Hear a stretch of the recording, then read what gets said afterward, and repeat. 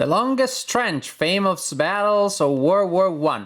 This is a two-player card game with also a dice aspect, which represents all of the Great War, the strategic level, putting the emphasis on the major battles as the subtitle tells us.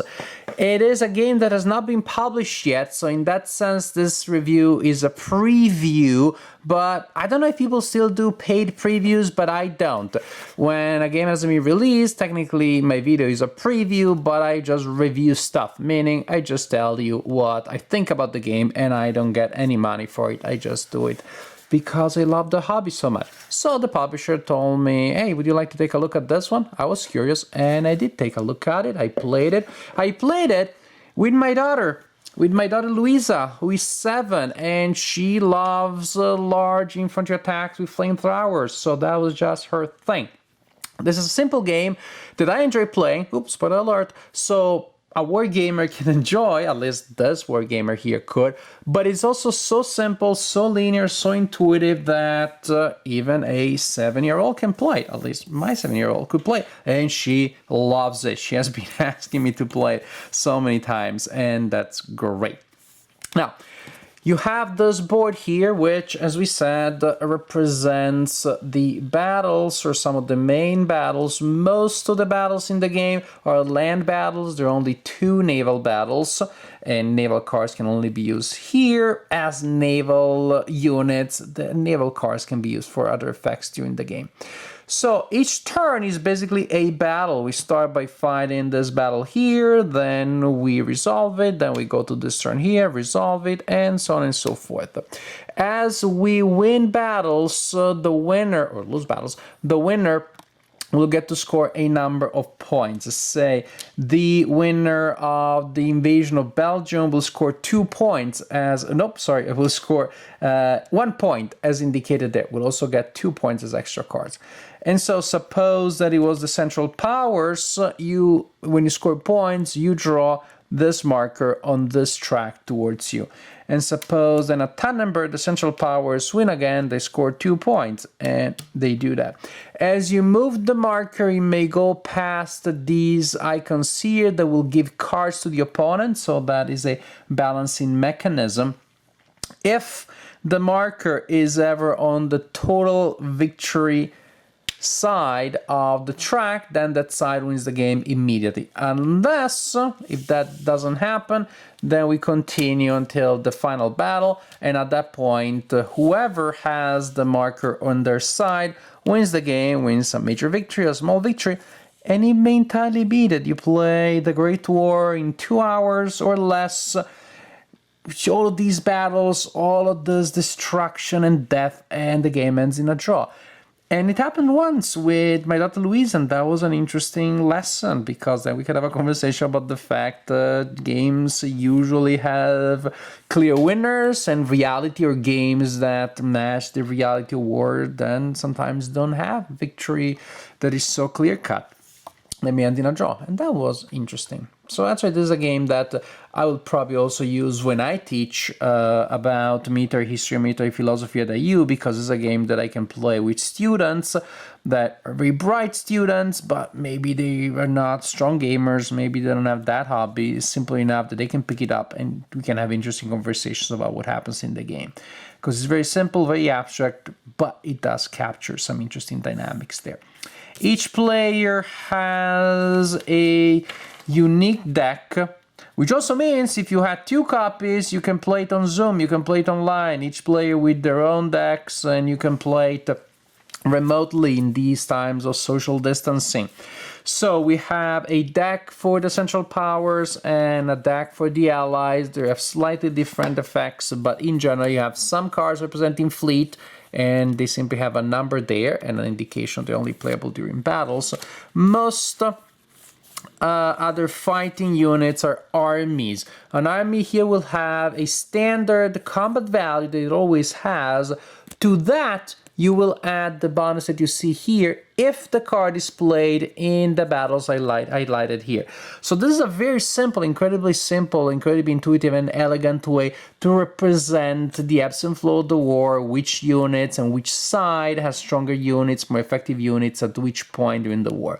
So German infantry starts strong and becomes gradually weaker.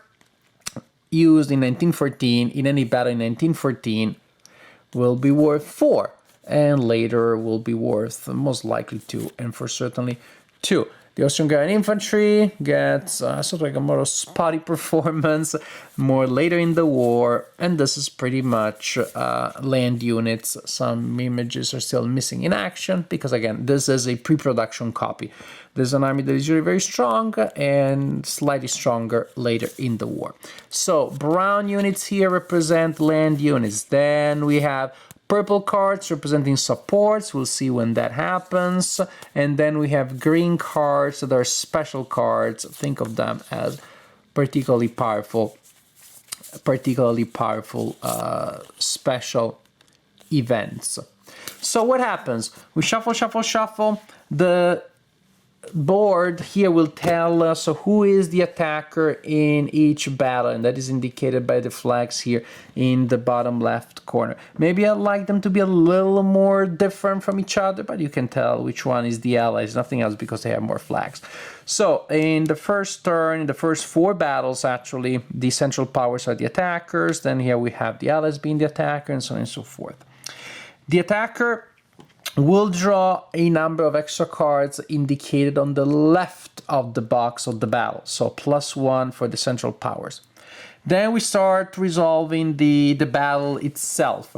Both players have a chance of playing a special card, a single special card, attacker first. The attacker always goes first, unless a card says something different. So I play this one, and my estimate opponent plays this card here. When we play a special event, we simply resolve what it says. Then after playing a special card, each player has a chance of exchanging 3 cards from their hand, so they can discard up to 3 cards and draw an equal number from the deck, so you have some variety there. And then it's time to deploy our armies one by one, and starting from the attacker. Each battle will have up to 3 fronts, which is a fancy and scary word to indicate that there will be up to 3 cards on a belonging to a player facing to up to 3 cards belonging to the opponent. So I'm the attacker, and I play this one to say this is going to the left front. My opponent chooses a card from their hand and places it facing mine. This is a front. Then the attacker goes and decides to play another card and plays that one, and the opponent responds with that one. And the attacker goes again, playing this one, and the defender plays this one, for example.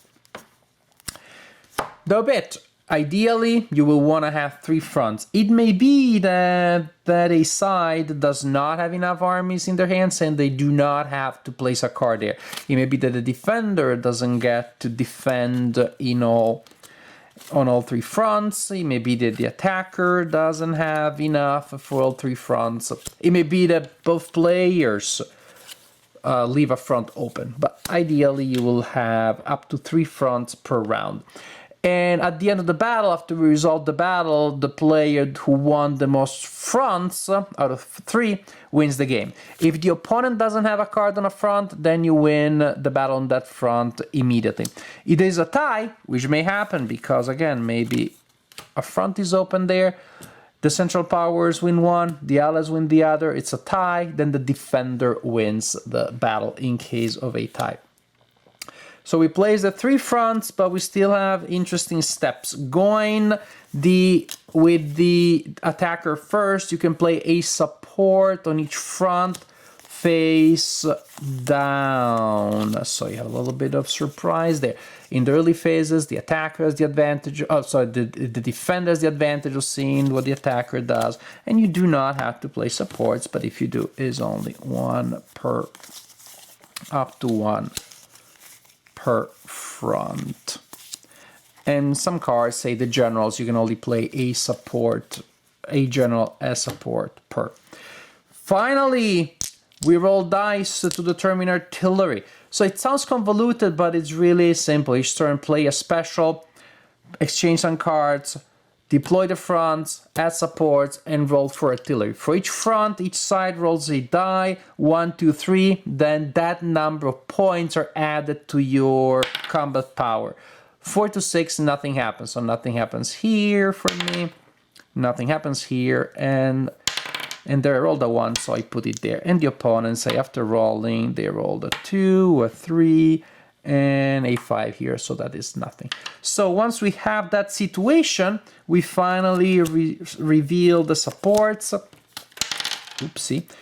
And we compare each front. And we see who has the most on each front. Suppose that this is the first battle of 1914, then this side would have 2, no bonus here, +1 is 3, +3 because of the support, so that would be a 6. Facing 4, +1, 5, ooh, ouchie, +3, because that does give the support, so we're 8, 11, so that's pretty bad. It goes even worse than that, because the support that has been played there gives a +2 to every front, as indicated there. So, if you win by less than 4, then good for you, you won that front. If you win by 4 or more, which would be the case here, the Allies versus the Central Powers, not only do you win that front, but you also eliminate the unit. It is not discarded in the discard pile, it is out of the game, it is destroyed. And so simply then we check these other fronts here and we see who wins which. The player who won the most fronts wins the battle and gets to move the score marker towards their side of the board and gets some extra cards as a bonus, and then we start the next round. Between rounds, each player by standard, by default, gets to draw 4 cards. Again, that can be modified by factors, so players draw cards, modified by things. Play a special, exchange cards, play 3 fronts or less, add supports, roll for artillery, and adjudicate the battle. Couple of other things, 2 battles will be naval, then you can only play fleet. You don't have many cards, that means that as you see it coming, you want to save any fleet card that you get in your hand. So actually that gives you the sense of you building up to that big naval battle. Another important thing, in the last 2 years of the war, 1, 2, 3, and 4s count as artillery strikes, as artillery hits, so you add them, which means artillery becomes more deadly, and the game also becomes more swingy, because then it may be a differential of 4 that appears out of nothing and you did not expect. This is how you play the longest trench, battle after battle, until you achieve total victory, or until you achieve some victory at the end of the game, or until you achieve a draw, which is possible. The Longest Trench is a game that I truly enjoyed. I enjoyed it for myself, and I enjoyed it for seeing my 7-year-old daughter becoming so passionate about a war game. I always knew that she was more for games about aggression than Eurogaming or trading in the Mediterranean area in the Renaissance and stuff like that. No, destroying stuff, that's her thing.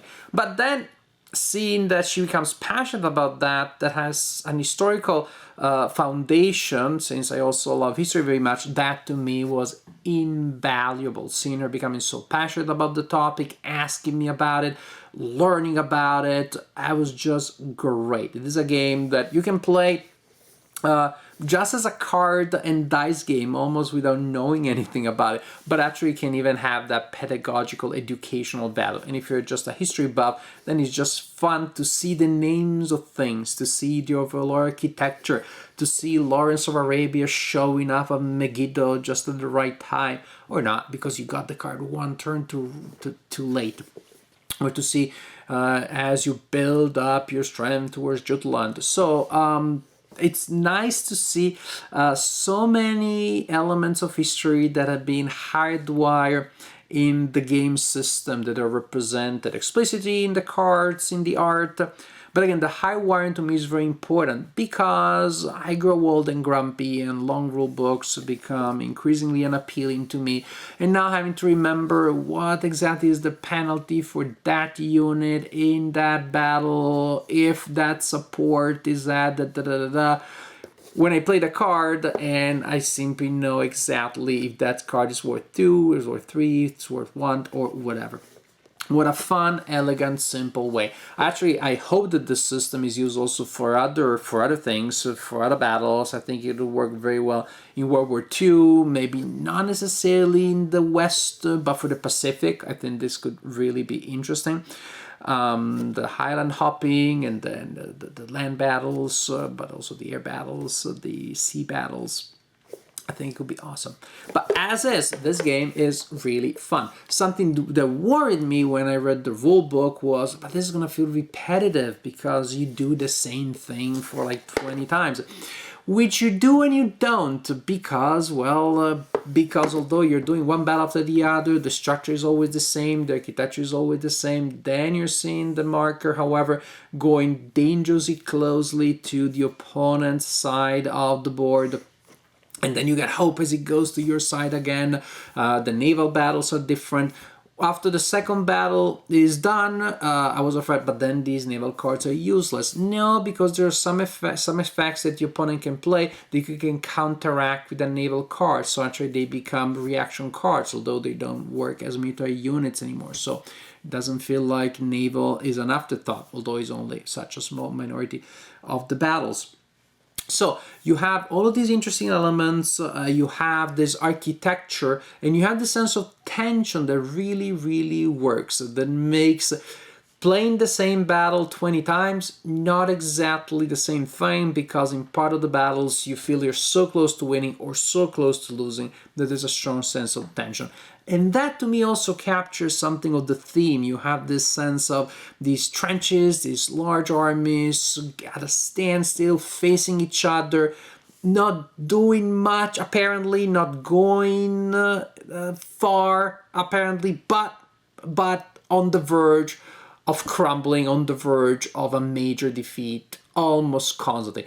It also reminded me such a different game, but Paths of Glory because of that, because of the trench warfare, but at the same time the constant sense that that a front may crumble and an opponent may achieve a major breakthrough. That I see it in that game, and it also works here.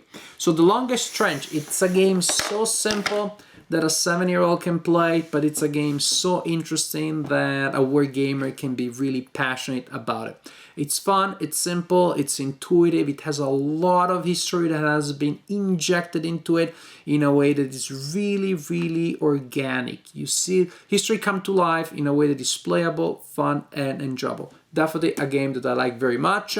My 7-year-old daughter, this is her favorite game right now. She asked me to play more games like that one, and so I started bringing games with hexes and counters to the table. So also great in my family history. This is the game that introduced my 7-year-old to actual historical wargaming. So truly remarkable for me, but I believe for other people they will try. I believe a lot of other people will enjoy it too.